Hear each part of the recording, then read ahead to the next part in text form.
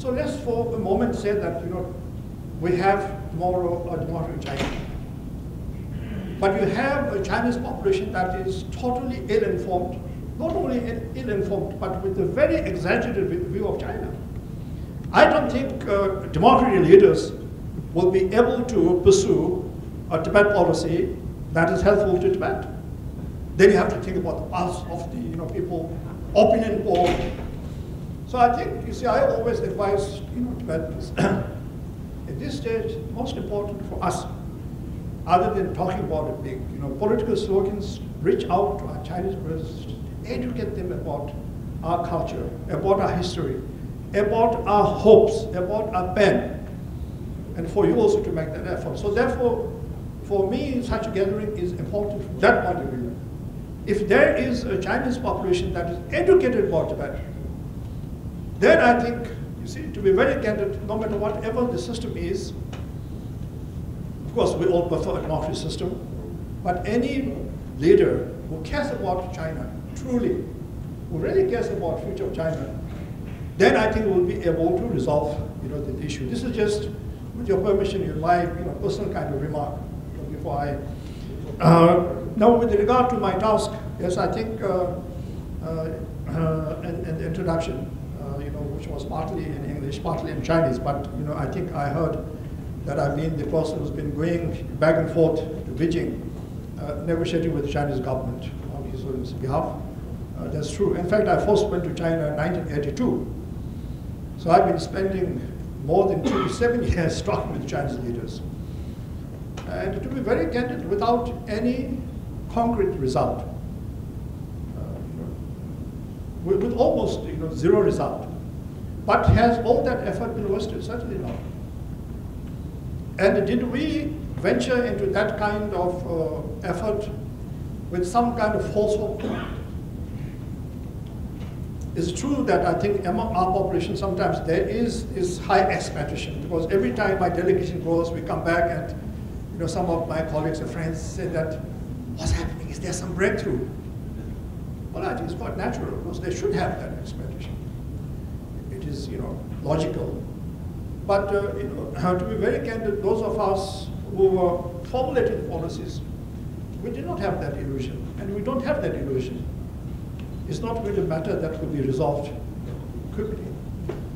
But also there has been a major shift in our approach, because if you study very carefully in the beginning, especially, and let's say when I talk about beginning, I'm talking about this period of the negotiations that began 2002. At that point, the main task of my delegation was to create a situation when it becomes possible for His Holiness to make a personal visit to China. Not only us, many specialists, many China watchers, many governments also felt that if we can create a situation where His Holiness can have an opportunity to sit across the table, looking in the eyes of Chinese leaders, that can be the major first step. We had no illusions the Chinese agreeing to our proposals. Many of you have seen our proposal. Yes, the proposal is very important. But did we go with that proposal?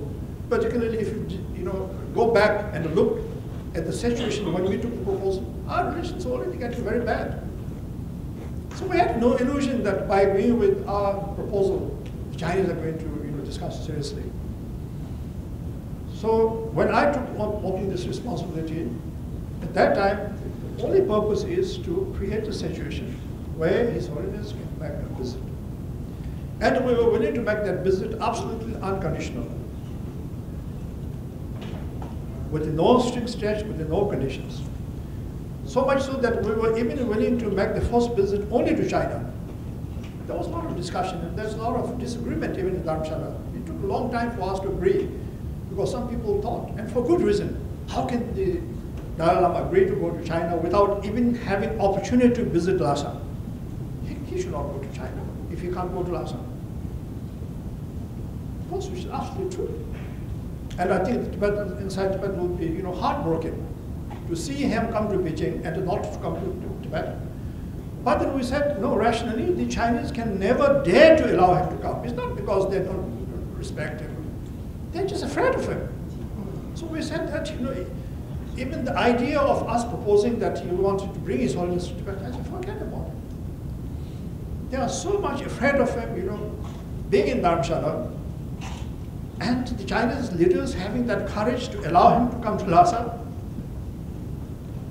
Unfortunately not. So we even agreed so that it can be only a visit to China on a pilgrimage and his capacity as a religious leader. But unfortunately, there we really thought, there may be some possibility.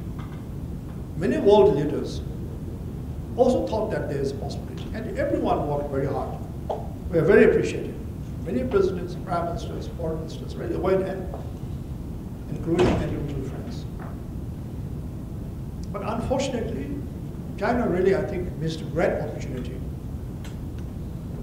And then, of course, now we don't even propose that from our side, because it's useless. How can we even propose when the Chinese denounce His Holiness, as the most evil person that you can find on this planet Earth? And also when they try to say that the whole issue is nothing about Tibet, it's all about the Dalai Lama's future. So if the envoys of Dalai Lama start negotiating with the Chinese government about a visit by Dalai Lama, it kind of then ratifies the Chinese position, propaganda. See, we're only talking about his visit or his coming back. So for all those reasons, so we have now decided not to pursue that. Rather, we thought that we should now pursue on the real issue. That's why we submitted that proposal, not because we thought that the Chinese government are going to, react, positively. But, but let me just conclude, saying that, we think we have done the right thing. I think His Holiness done the right thing by reaching out to the Chinese leaders. Even though there has not been any breakthrough, I think that was the right, way to approach. Now, I also, it is my hope that you will hear this afternoon our Khalun Chiba elect, who has been elected, and Louis had talked about the recent elections. But I had also conversations with him several times, and I was told that even the newly elected government in Dharamshala, first of all, would like to pursue the midway approach of His Holiness, and they would like to continue to pursue the effort of dialogue. It is my hope that, with this new situation now, His Holiness totally stepping aside from political role, gives yet another opportunity for the Chinese, in my view, for the Tibetans, and also for the international community. I would like to see that in the days to come, how creatively the Chinese leaders, the Tibetan leaders, and also the international community see this new opportunity of His Holiness stepping aside from his political role, but in his new position, or not new position, but in his position as the religious or the national leader. I would not just say that some people said that now he's only the religious leader. He continues to be the national leader. So I hope that among you also you will have discussions about how you can help in this new situation that is in front of us, and take that as an opportunity. So I think that, so I thought I'll just make that remark, and then maybe whatever time we have, and I'm afraid maybe not much time, then I can maybe take some questions. So that way I think some of the things that you want to know can come up for discussion. Thank you.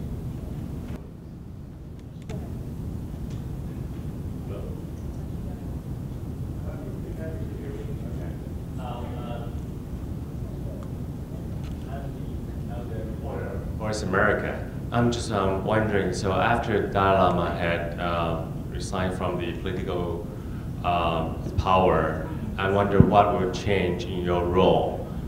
Will you still be the special envoy for Dalai Lama to China, or are you going to be representing the exile government in the future? Thank you. Very good question. I'm in kind of a limbo at the moment. I'm not a part of I have never been part of the Tibetan government for the last almost, I think now, decade and a half. I was part of that government, I was in the cabinet, I was foreign minister for quite a number of years, and then I retired, and I actually get a pension from the Tibetan government. I think I get about 1,600 Indian rupees every month, which is a great honor. So I have never been part of the Tibetan government, and I, at this age, you see, certainly have no desire to now, seek re-employment and become part of the government. However, my position is one which is, quite, not me, but the role is very important. And with the Chinese government's very clear position of unwilling to discuss directly with the Tibetan government. They denounce His Holiness, every day. At the same time, they always say that, well, we will only talk to him and his envoys. So in that kind of situation, it was decided in Dharamshala that, you see, at least for some time. And I was asked immediately the day His Holiness signed the revised charter. I happened to be in Delhi, having left Dharamshala. The President Khaled Thiba immediately, communicated to me in writing that I should continue, for some time, because they do not want to lose, the connection. So I continue, and that kind of very interesting period. But I certainly feel, in fact, I told the Khaled Thiba elect that gradually, you see, it is not about Dalai Lama, it is about Tibet. So therefore, it is the responsibility of elected leaders to decide not only about who should be the negotiators, but about what policy they want to formulate. But for the time being, at least, you see, because I also said in my letter, long time back, I should not be irresponsible by saying that, oh, now His Holiness has